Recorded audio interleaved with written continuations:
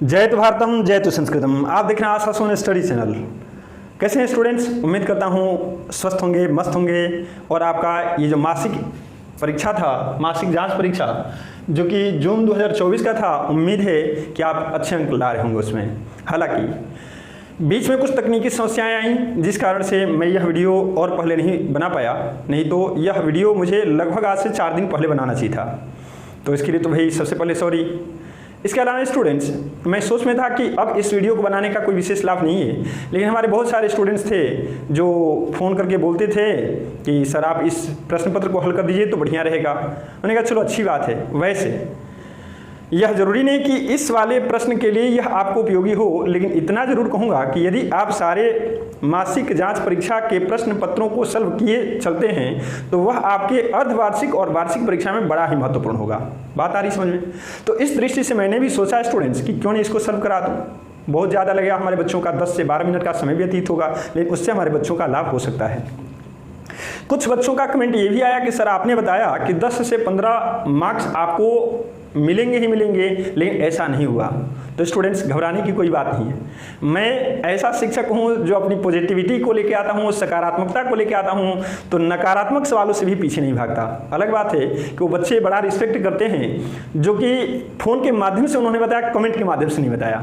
अच्छा लगा उनकी भावनाओं को समझ करके, लेकिन मुझे यह आपको वीडियो बनाते समय में भी यह बोलने में मुझे इसकी चाहत नहीं है कि निश्चित रूप से मैंने कहा था कि 10 से 15 मार्क्स आएंगे, लेकिन उतना नहीं आया। इस बात को मैं भी मानता हूँ।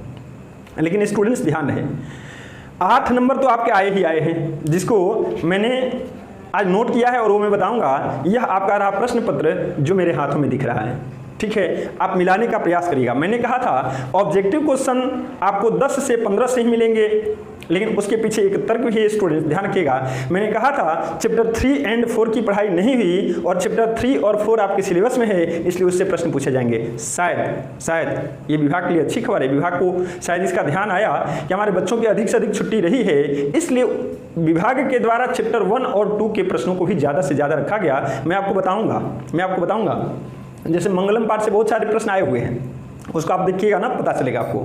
ठीक है, मंगलम चैप्टर 1 है, लेकिन मैंने किसका कराया था? 3 एंड 4 का कराया था। तो विभाग के द्वारा ये जो प्रस्ताव रखा गया, ये विभाग के द्वारा यह जो सोचा गया, भाई हमारे बच्चे पढ़े नहीं हैं तो पिछले वाले चैप्टर से ज़्यादा प्रश्न दिया जाए, इस चैप्टर से कम। इस वजह से मेरा ग्राफ कुछ कम जरूर रहा है। लेकिन एक चीज़ और बता दूं स्टूडेंट्स, यह आपके लिए अच्छा हो गया है कि विभाग ने ऐसा सोचा है, वह आपके लिए लाभकारी हुआ है। वैसे मैं बता दूं, यदि आप मेरे स्टडी चैनल से जुड़े हुए हो, आशा सोन स्टडी चैनल ग्रुप से जुड़े हुए हो, तो मैं आपको बता दूं यदि आपने 1, 2, 3, 4 चैप्टर पढ़ा है तो मुझे उम्मीद है कि ऑब्जेक्टिव में आपका 25 में 25 आने जा रहा है। क्यों? क्योंकि बहुत सारे ऐसे शॉर्ट्स हैं, 1-1 मिनट वीडियो हैं जिससे बहुत सारे प्रश्न मिले हुए हैं। जैसे मंगलम में श्लोकों की संख्या कितनी है, एकदम पढ़ाया था। खादित्वा में कौन सा प्रत्यय है, ये मैंने पढ़ाया था। लेकिन बावजूद इसके ऑब्जेक्टिव में आपके क्वेश्चन भले ही कम मिले हों, 2-2 नंबर वाले प्रश्न मैच करिए। मैं बोल रहा हूँ, आप मिलाइए उन प्रश्नों को कि क्या मैं सही बोला हूँ या गलत। पिछला जो मेरा मासिक जाँच परीक्षा के लिए संभावित प्रश्न मैंने जो बनाया था उसको आप मिलाइएगा। प्रश्न संख्या में बोल रहा हूँ, ये जो 2-2 नंबर के हैं ना, उसमें आप मिलाइएगा अंगा नंबर। प्रथम आलसी ने क्या कहा, यह कैसा शोरगुल हो रहा है, याद आ रहा है? फिर दूसरा अलस कथा कहाँ से लिया गया, मैंने बताया था पुरुष परीक्षा से लिया गया है। कहाँ से? पुरुष परीक्षा से। अगला है नीतिकार आलस्य को क्या मानते हैं, मैंने कहा था रिपु रूप में यानी शत्रु मानते हैं। बस इतना लिखना था कि नीतिकार आलस्य को शत्रु मानते हैं। 2 नंबर आपके 1-1 नंबर वाले भले कम मिले हैं, वो 2-2 नंबर वाले 3 प्रश्न स्टूडेंट्स मायने रखते हैं। 3 दूना 6 नंबर आपको आ रहा है यदि आपने इन प्रश्नों को सॉल्व किया। इसके अलावा स्टूडेंट्स ध्यान रखिएगा, प्रश्न संख्या आप देखिएगा 27। वीरेश्वर कौन थे, ये मैंने बताया था, मंत्री थे। फिर मैंने ऋग्वेद में कितने ऋषिकाओं का वर्णन है, इसको मैं करेक्ट कर दूं आपको, शायद आप खोजेंगे नहीं मिलेगा। आप ऋषिकाओं कहने पर समझेंगे या नहीं समझेंगे, तो मैंने महिलाओं का जिक्र कर दिया था कि आप आसानी से समझो। बस वही चीज़ है, ऋग्वेद में कितनी महिलाओं का जिक्र है या कितनी ऋषिकाओं का वर्णन है, वही है, सेम है। 24 उसकी संख्या है। देखिएगा यहाँ पर मैंने टिक आउट भी किया हुआ है। बातें आ रही समझे? तो ये दोनों प्रश्न, तो बताइए 2-2 नंबर वाले 3 प्रश्न यानी 3 दूना 6 और 2 नंबर इसके 6 दूना 8, कहाँ कम है? एक चीज़ और बता दो स्टूडेंट्स कि आप जिस प्रकार 10वीं में अभी नए आए हुए हो ना, उसी प्रकार सरकारी विद्यालय में पढ़ाने का अनुभव मेरा पहला है। वैसे अब सरकारी विद्यालय में मेरा हो गया, मैंने तो आपको बताया था। ना।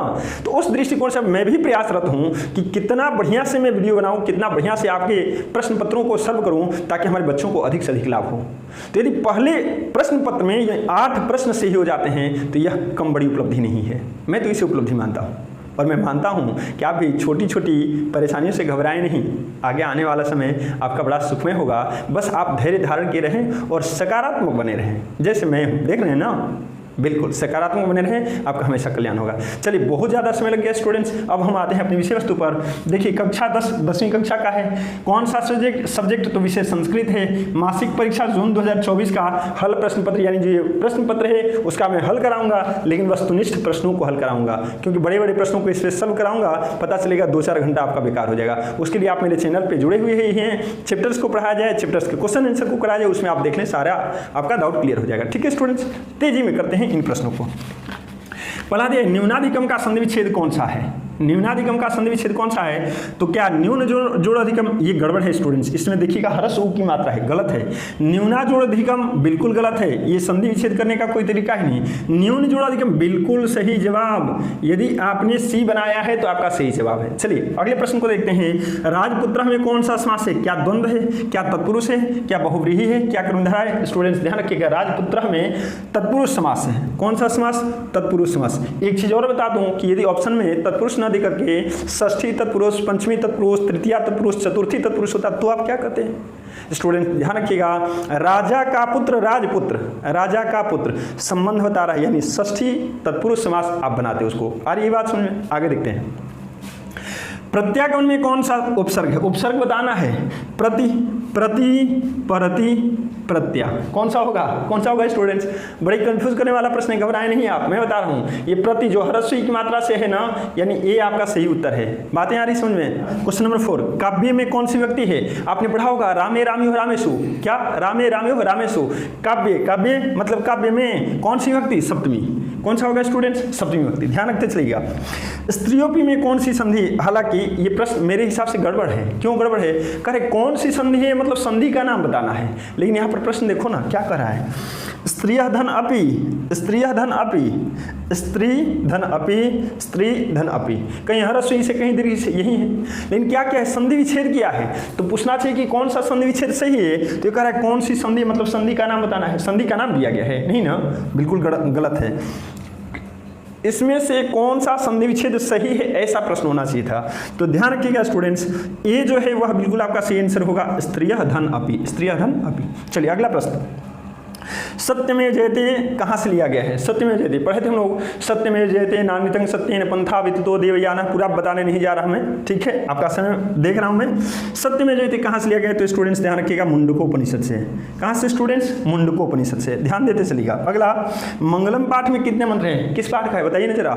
मंगलम पाठ पढ़े हैं आप लोग? पढ़े होंगे तो एकदम झटाक से उत्तर बता रहे होंगे आप, यदि पढ़े होंगे तो।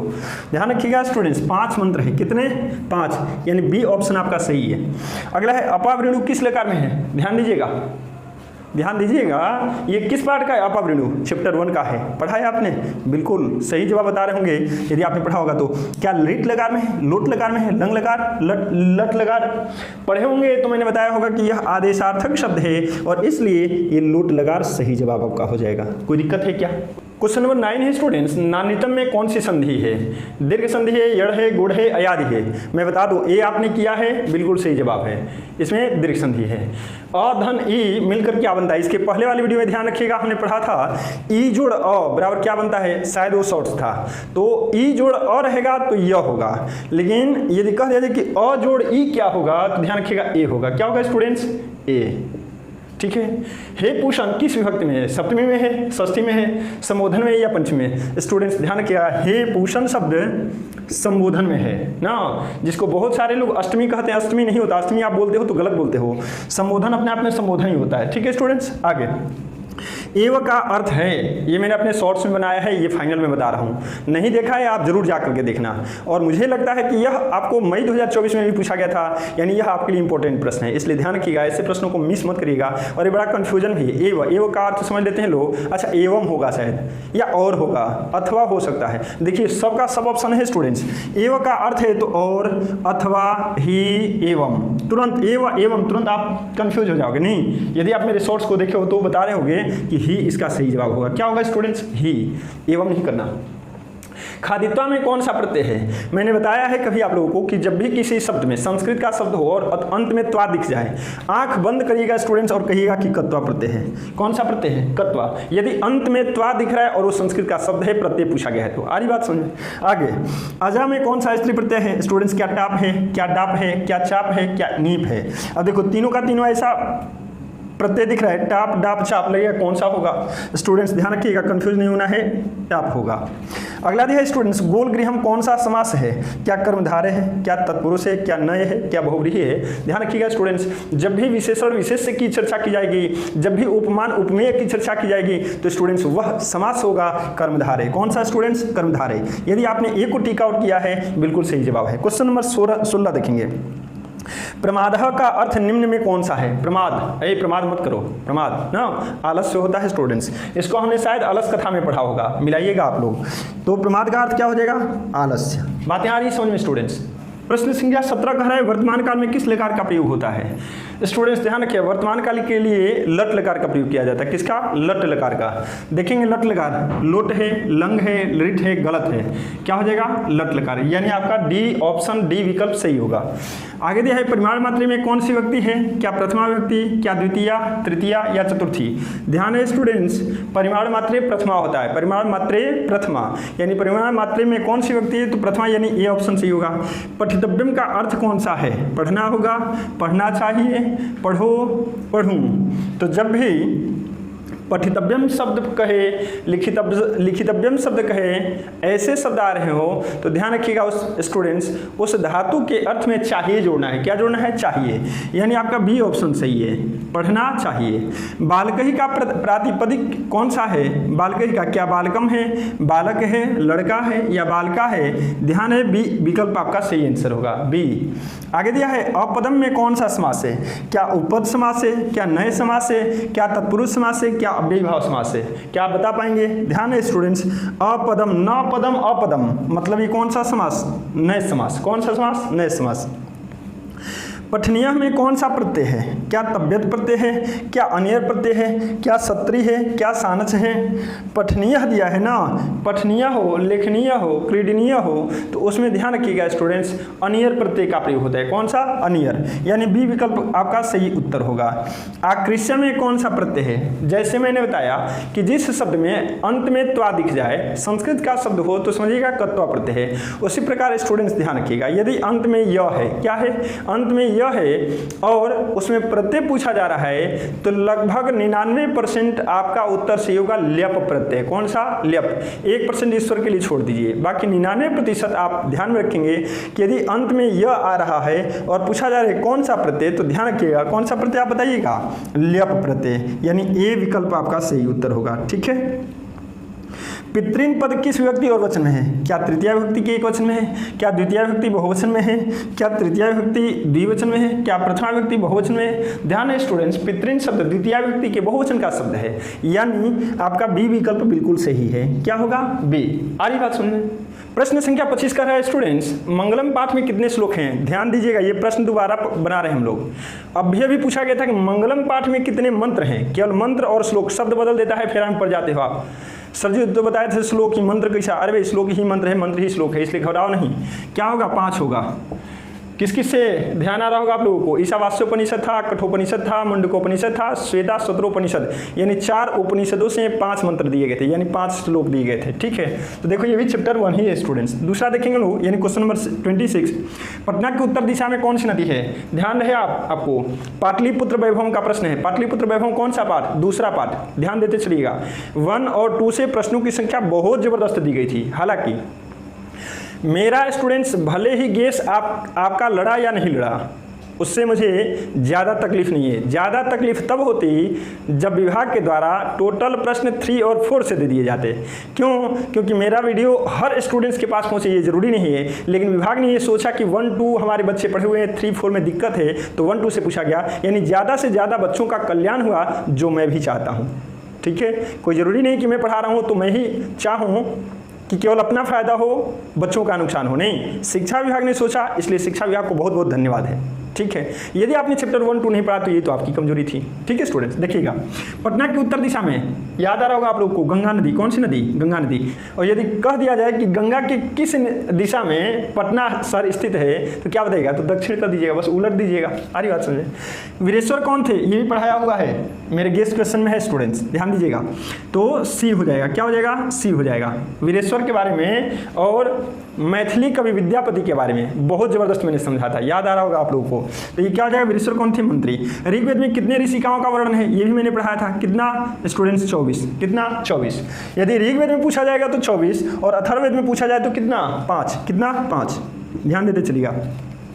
ऋग्वेद में ऋषिकाओं की संख्या 24 और अथर्ववेद में ऋषिकाओं की संख्या 5। अंतिम प्रश्न है क्षमाराव का काल कौन सा है? तो 1890 से 1953 हो जाएगा। क्या हो जाएगा स्टूडेंट्स? 1890 से 1953। बातें आ रही समझ में? ये कैसा लगा?